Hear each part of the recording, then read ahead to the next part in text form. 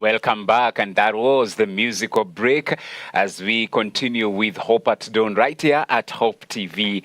This is where you look and you live. My name is George Gishoro. Time for the newspaper review. It's time for the newspaper review. I am very much excited because every time we get to the newspapers, number one, tunapata prayer items for our nation. Hallelujah. I was waiting. Okay. You knew it was coming. Yeah. Me, if I say anything, you know it will just lead to that, But anyway, it's quite interesting. The top page of Daily Nation is covering governors defy Senate amid bribery scandal. So it goes ahead to say that county bosses have resolved they won't appear before a Senate watchdog committee accusing its members of extortion and embarrassing them to gain political mileage. Their protests come as outrageous expenditures are exposed during County Public Accounts Committee hearings on audit queries, which governors claim senators are exploiting to extort bribes,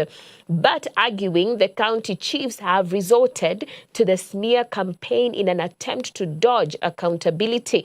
They have vowed not to relent in the quest to stop looting of public funds. This is interesting.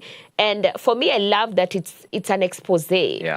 We keep exposing, we keep unearthing these things. But of course, the prayer is that we don't just expose and do nothing about it. Yeah.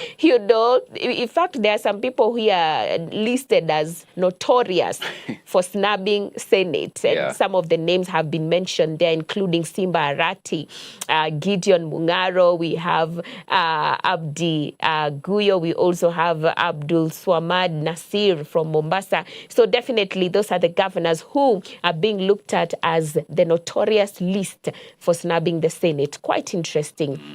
It says here, accusations of lawmakers demanding bribes have persisted and even forced dissolution of a committee in 2015. So that's a story that has been extensively covered on pages 4 and 5 of the Daily Nation. Moving on, I see former Mwea MP linked to car theft syndicate, a story covered on page 3. And there's also a very sad story here that we need to, I think we need to pause. How?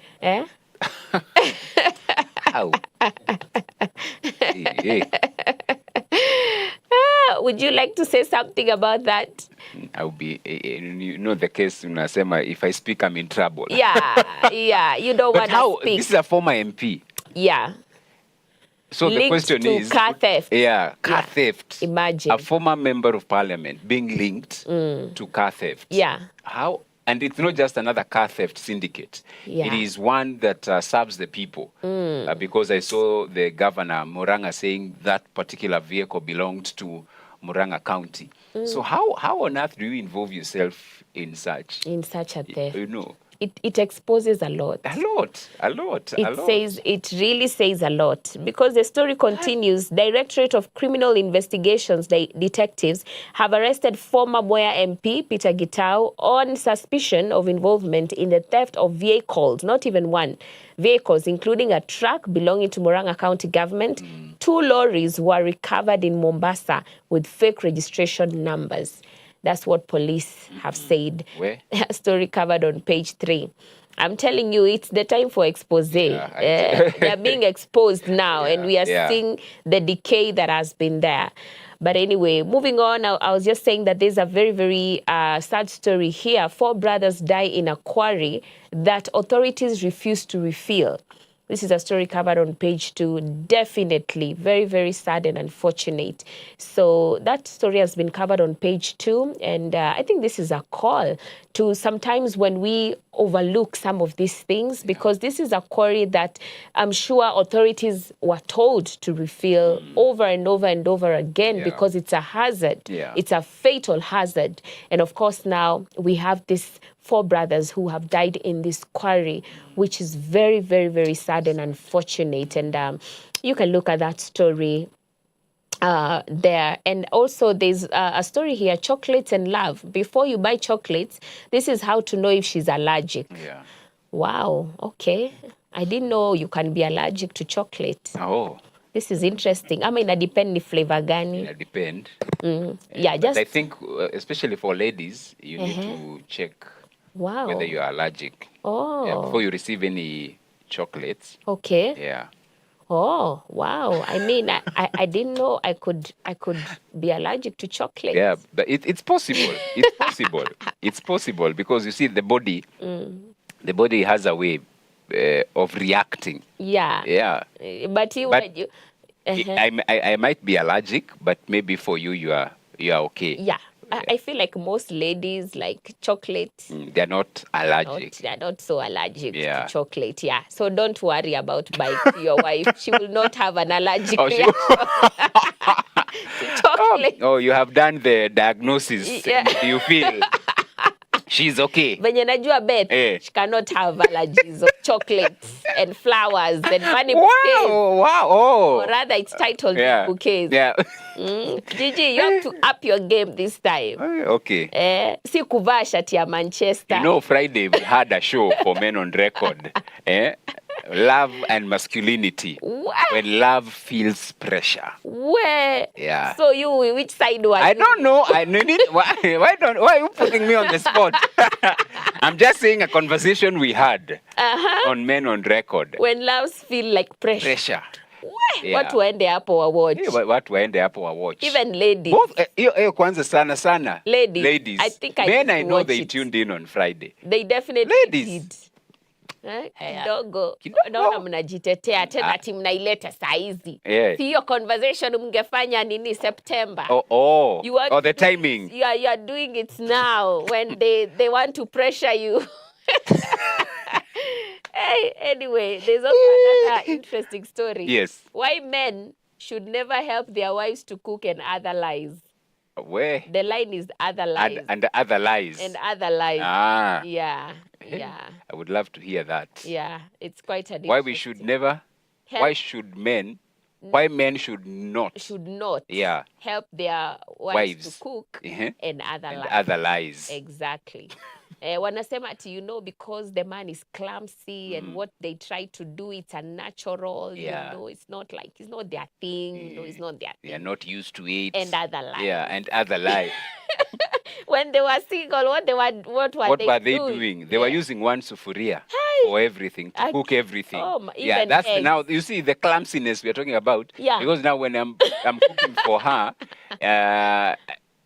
she wants it prepared and cooked in a certain way. Yeah. But you see, when you are a man, yeah, ask one who is here in studio. Yeah. He will tell you the sufuria he uses to cook ugali is the one for tea. For tea. And for eggs. And for even eggs. Oh, goodness. And also now ile sukuma wiki and all. And meat. And meat. Same sufuria. All in one. All in one. Na kanasonga. We. Yeah. Kanasonga kakienda wapi? Kwa tumbo. Yeah. And other lies. You see those survival tactics. Ndizo hizo. Na ukipata kadem kanataka sufuria kama 10. Sufuria kama sijui hii. A lot of complete. Sasa by the time you are finishing, the utensils in that kitchen sink. Sasa hiyo ni kazi ingine. There are so many. You see the good thing with na ujue sufuria is also the plate. Wow. Hauweki ati unapakua ya nini, si ni wewe? Kwa nini unaendelea? Unaendelea.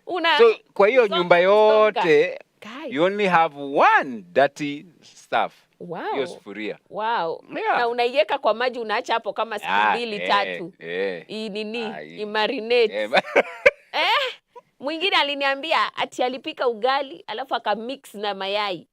Akakoroga. Sindio? Akakula juu sasa hakuna ya mayai na ya ugali. Nini? No. So akamix tu pamoja. Delicious. Wow. Can we go to the standard? It's good you men are married. Like wow. Marriage is no wonder God said it is not good for a man to be alone. Because if that's how you are surviving. Anyway, take us to the standard. Well, all right. Let me not add anything. The standard. Trained savages. That is what they are going with. Trained savages. Yeah. Cruelty. At a time, the family of killed KMTC student is seeking answers. The police, in a statement, rather than give assurance, revealed the callousness with which it treats human life. In an outrageous turn, it seemed to blame residents for the death which points to a remorseless service unable to tame officers thirsty for the next drop of blood. Despite valiant efforts made to turn the police force into a police service, to align it with the requirements of the Bill of Rights in the Constitution, whose spirit is to save human life, the behaviors therein have stuck in a gone by era. It's a story on pages 2 and 3 inside the Standard, and the picture there is of anti-riot police lodging tear gas and clearing roadblocks, and also a photo of the 21-year-old Cheryl Adhiambo, who was the killed KMTC student. And human rights training is not a new concept. It has existed as long as I can remember. During our time, the course was known as liberal studies. The truth of the matter is that the training curriculum is good. The elephant in the room is the executive influence over police. That is security analyst George Musamali. And I also see here the situation begets impunity, with officers contravening rights aware that nothing will happen to them. In most instances, there is no penalty against abuse of human rights, and it is business as usual due to lack of accountability. That is John Omboto, senior lecturer, security studies at KU. A sad story there, and you can read it inside the Standard. And then National Treasury Cabinet Secretary John Mbadi now wants ODM party leadership to expel the party Secretary General Edwin Sifuna and his allies. Still on politics, and Wiper Patriotic Front party leader Kalonzo Musyoka has said he shelved his presidential ambitions for 15 political years and is now seeking to be on the ballot in the 2027 general election.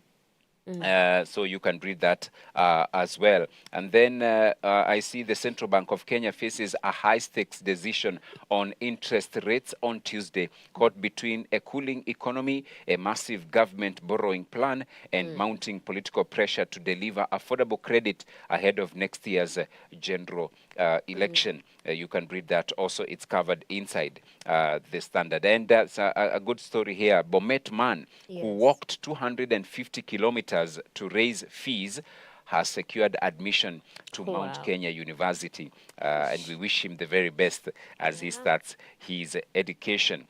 Then on the pullout this morning, the Financial Standard pullout. State seeks new revenue as road levy fund deems alternative. Treasury is now foregoing 2.2 billion shillings due to the adoption of electric vehicles, a figure that is expected to hit 9.2 billion shillings by 2030 and 90 billion by 2043. That is in the pullout, and the CBK's tough balancing act on loan costs ahead of 2027 polls. That is what is being covered in the Standard newspaper. And this morning, and quickly looking at the Business Daily, Google rejects 61% of Kenya censorship asks. So CA asked tech firm to take down 42 videos postings. They say state cited national security defamation for removal. Then NSE starts buying, selling of shares directly via M-Pesa. And that is what is being covered in the Business Daily. All right, beautiful. At this moment, we're going to now have a look at the video of the day. Then we'll come back and talk about it.